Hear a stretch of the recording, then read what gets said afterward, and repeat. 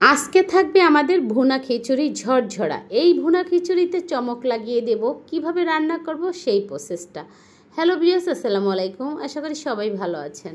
আমি যেই মগটা দিয়ে মাসকালাই ডাল নিয়েছি সেই মগটা দিয়ে মুগ ডাল নিব, মুসুরির ডাল নিব, ছোলা বুটের ডাল নিব। যেই ছোলাটা আমরা রমজানে খেয়ে থাকি, এটা হলো 1 কাপ নেব। আর সুগন্ধি চিনি গুঁড়া পোলার চাল নিব 2 মগ। চুলার আগুনটা একেবারে লো ফ্লেমে রেখে তারপর মোটা একটা চুলায় পাত্র দিয়ে আমি চাল ডালগুলো ভেজে নেব 5 থেকে 6 মিনিট। এতে কি হবে, খিচুড়ি থেকে খাওয়ার সময় সুন্দর একটা গ্রান আসবে। আপনি চাইলে এটা ফলো করতে পারেন, একবার হলো বাসায় ট্রাই করবেন এভাবে। আমি চাল ডালগুলো ভিজিয়ে রেখেছি। এদিকে আমি গরু মাংস বসাচ্ছি।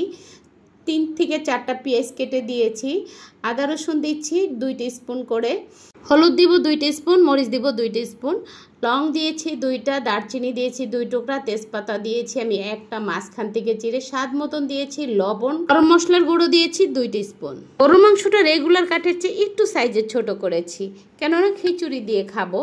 নাড়াচাড়া দিয়ে তারপরে আমি ঢাকনা দিয়ে ঢেকে দিচ্ছি। দেখেন কতটা পানি চলে আসছে। এই পানিতে আমি সিদ্ধ করে নিব মাংসটা 80%। এখানে আমি 1 ফালি লেবুর রস দিয়েছি, 1 টিস্পুন হবে।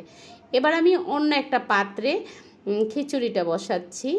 পেঁয়াজ দিয়েছি, আদা রসুন হলুদ মরিচ এগুলো আমি 1 টিস্পুন করে দিচ্ছি। একটা তেজপাতা দিয়েছি, 2টা দারচিনি দিয়েছি, 1 টুকরা এলাচ দিয়েছি। পরিমাণ মতো পানি দিয়ে পানিটা বলক আসার পরে আমি গুঁড়া দুধ দিয়েছি 2 টিস্পুন। এবার আগে থেকে ভিজিয়ে রাখা চাল ডালগুলো ধুয়ে আমি এখানে অ্যাড করে দিয়েছি। ঢাকনা দিয়ে ঢেকে রাখবো 4 থেকে 5 মিনিট। এদিকে একটু চেক করে নিচ্ছি ঢাকনা খুলে গরু মাংসটার কি অবস্থা। আমার মেয়ে আলু পছন্দ করে, তাই মাখা মাখা ঝোলের ভিতরে একটা আলু অ্যাড করে দিয়েছি। খিচুড়ি খাওয়ার জন্য আরও তৈরি করেছি বিলাতি ধনিয়া পাতা দিয়ে, একটা বড় সাইজের রসুন দিয়ে, লাল মরিচ আমি বেটে নিয়েছি, মরিচটা ভাজা ছাড়া। দেখেন সবাই তরকারিতে ঝাল খেতে পারে না, আপনি যদি পছন্দ করেন এরকম মরিচ ভর্তা ধনিয়া পাতা রসুন দিয়ে, তাহলে আপনি তৈরি করে ফ্রিজে রেখে দিতে পারেন। 1 সপ্তাহ তরকারির সাথে খেতে পারেন বের করে করে।